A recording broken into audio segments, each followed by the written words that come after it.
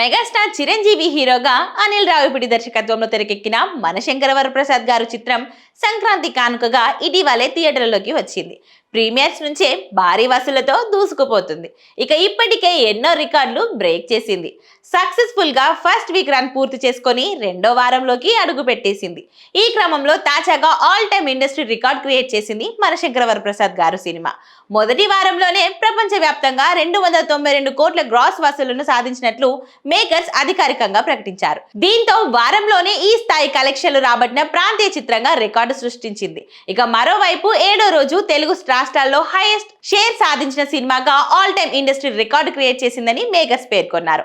అలాగే మనశంకర వరప్రసాద్ గారు ఇప్పుడు ఏడో రోజున ఏపీటీఎస్ లో ఆల్ టైమ్ అత్యధిక షేర్ వసూలు చేసిన చిత్రంగా నిలిచింది.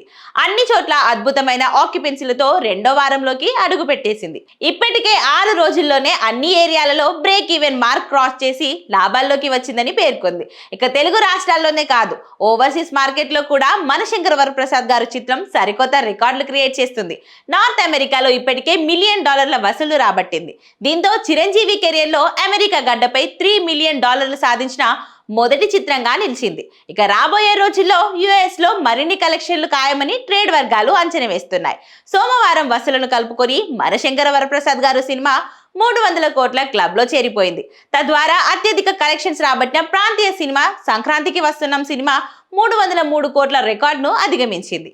దీంతో వరుసగా 2 ఏళ్లలో బ్యాక్ టు బ్యాక్ 300 కోట్ల సినిమాలు తెరకెక్కించిన దర్శకుడిగా అనిల్ రావిపూడి నిలిచారు.